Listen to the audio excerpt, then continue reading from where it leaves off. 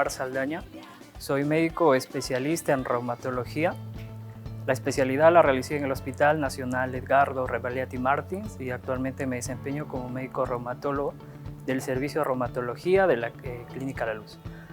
Bueno, primeramente agradecer por la oportunidad de hablar de esta enfermedad tan importante que muchas veces es muy poco conocida por la población, ¿no? Si bien es cierto, no es una enfermedad tan frecuente como la hipertensión arterial o como la diabetes, el lupus es una enfermedad muy importante porque va a afectar sobre todo a mujeres jóvenes, mujeres que están económicamente activas o tienen muchas planificaciones para la vida, ¿no? Esta enfermedad es muy importante porque puede afectar la calidad de vida. Entonces, a ver, lo primero sería cómo se define el lupus o qué es el lupus.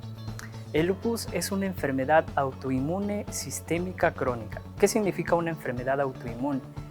Una enfermedad autoinmune es aquella en la cual nuestro sistema inmunológico, todas las personas tenemos nuestras defensas, ¿no? Que nos defienden contra los agentes externos, ya sea virus, bacterias, pero en los pacientes con lupus, por una causa no muy bien conocida, estas defensas de nuestro cuerpo se alteran y atacan a nuestras propias células de nuestro organismo y pueden afectar a diferentes órganos o sistemas. En un paciente con lupus se puede afectar la piel, se puede afectar las articulaciones, se pueden afectar órganos internos como el riñón, el corazón, el pulmón, el sistema nervioso central y periférico. Ahora también es muy importante conocer cuál es la frecuencia de lupus. Si bien es cierto, como mencioné, no es una enfermedad tan común, pero es muy importante conocerla. La mayoría de los pacientes con lupus son mujeres jóvenes. Más o menos el 65% de los casos de lupus están entre los 15 y 66 años. Ese es el rango de la mayoría de los pacientes con lupus. Sin embargo, hay un porcentaje que puede presentarse antes de los 16 años, más o menos es el 20%. En ese caso se conoce como lupus de inicio pediátrico. También tenemos pacientes con lupus que desarrollan la enfermedad después de los 55 años. En esos casos se conoce como lupus de inicio tardío. También es importante conocer que esta enfermedad es más que todo más frecuente en ciertas poblaciones. Por ejemplo, poblaciones de origen africano, asiático o hispano. Generalmente en este tipo de poblaciones el lupus es más frecuente. Otra de las cosas muy importantes en conocer sobre esta enfermedad son los síntomas, ¿no? ¿Cómo es que las personas con lupus manifiestan la enfermedad? De forma general se dice que los síntomas más comunes de la enfermedad son síntomas generales, como malestar general, cansancio fácil, fatiga. Los pacientes pueden tener fiebre, pérdida de peso. Y otro de los síntomas más frecuentes que se presentan más o menos en el 80 al 90% de los casos son los síntomas cutáneos y los síntomas articulares. Dentro de los síntomas cutáneos, por ejemplo, tenemos lo más característico o lo más frecuente es unas lesiones eritematosas en la zona de los malares, que también pueden afectar al puente de la nariz, que se conoce como un rash malar, que simula como unas alas de mariposa, que es muy frecuente en los pacientes con lupus. Tenemos otras lesiones cutáneas que generalmente pueden aparecer en zonas fotoexpuestas, sobre todo en la zona del escote, los hombros, la espalda. Dentro de los síntomas articulares, muchas veces los pacientes se quejan de dolores en las articulaciones, sobre todo pequeñas articulaciones de las manos, de las muñecas, los codos o las rodillas.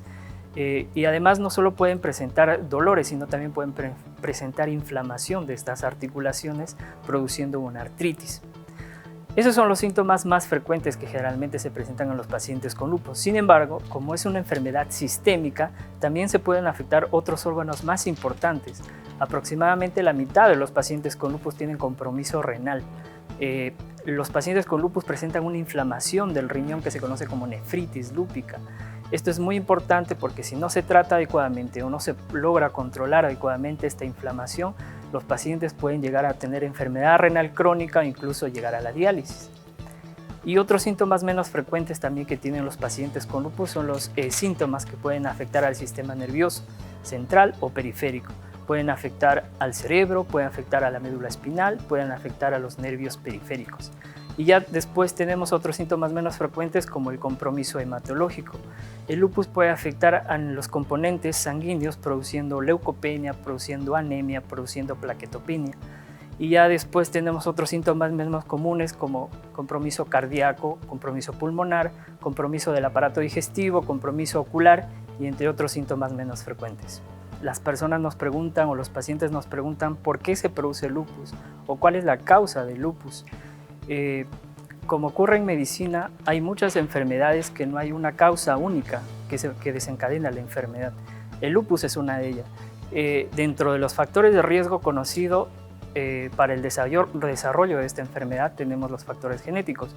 El lupus es una enfermedad que sí tiene un factor de riesgo genético. Se ha visto que en los pacientes que tienen familiares de primer grado con lupus, ya sea padres o hermanos, el riesgo de presentar la enfermedad es mucho más elevado. Igualmente se ve la concordancia dentro de los factores genéticos en gemelos idénticos, más o menos es el 54% de riesgo de presentar la enfermedad, a diferencia de los gemelos dicigotos, que es menos, 2 al 5% aproximadamente.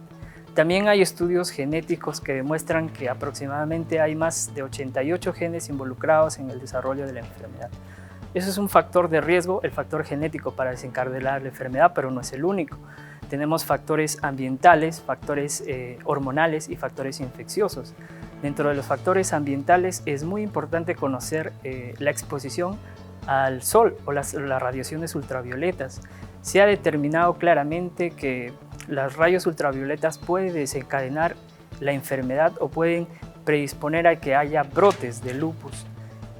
Otro de los factores ambientales tenemos, por ejemplo, el tabaquismo o la exposición al sílice, entre otras cosas. Dentro de los factores hormonales es bien claro que esta es una enfermedad predominantemente en mujeres. De cada 10 pacientes con lupus, 9 son mujeres y 1 es varón. Y esto se ha determinado porque los estrógenos y la prolactina generan un ambiente proinflamatorio y predisponen o presentan un factor de riesgo de presentar la enfermedad. Y dentro de los factores infecciosos se conocen algunos virus, por ejemplo el virus de Epstein-Barr o algunos retrovirus que también predisponen a presentar la enfermedad. Entonces se dice que una persona genéticamente predispuesta, expuesta a todos estos factores, ya sean ambientales, infecciosos o hormonales, se juntan y hacen que desencadene la enfermedad. Generalmente algo muy importante a tener en cuenta es que el tratamiento de esta enfermedad es un tratamiento individualizado. Es decir, depende del paciente, depende de las manifestaciones clínicas que tenga el paciente y de la gravedad de la manifestación.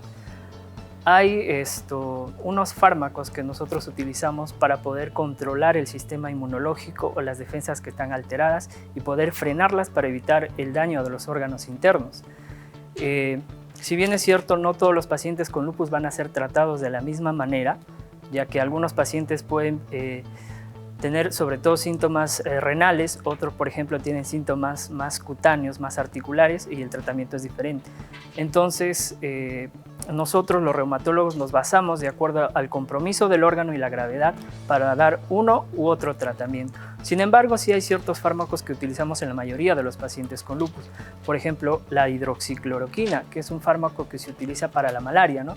O el paludismo, pero nosotros los reumatólogos lo utilizamos para el lupus y tiene muchos beneficios. Para el lupus controla los brotes, mejora la supervivencia, mejora los síntomas articulares, cutáneos, entre otras cosas. También hay otros fármacos conocidos como antiinflamatorios, los cuales a la cabeza tenemos los corticoides, ya sea prednisona, metilprednisolona, la prednisolona, entre otros, ¿no? Estos fármacos son muy buenos para controlar la inflamación de estos pacientes. Sin embargo, también pueden tener muchos efectos adversos.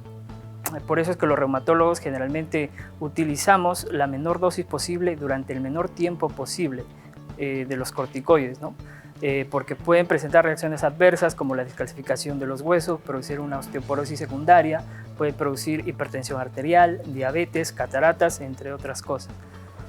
Y hay otros fármacos que también son muy importantes en el tratamiento que se conocen en forma general como inmunosupresores, cuya función es justamente frenar al sistema inmunológico alterado y poder evitar el daño interno.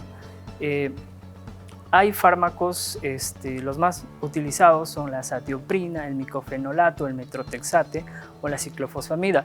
Cuándo utilizar uno o cuándo utilizar el otro es de acuerdo a la manifestación clínica o la gravedad del paciente. Y últimamente tratamientos más complejos y también más costosos que se utilizan en casos determinados nada más. Cuando el paciente tiene un síntoma muy severo o no responde al tratamiento estándar, se suele utilizar terapias biológicas como el rituximab o el el belimumab, que son fármacos biológicos que actúan sobre una determinada molécula específica que interviene en la génesis de la enfermedad y evita y controla el daño que pueda generar esta enfermedad. Doctor en familia, doctor en familia. Tranquila, abuelita, ahorita viene la enfermera. Sí, hijita, pero estoy un poco angustiada.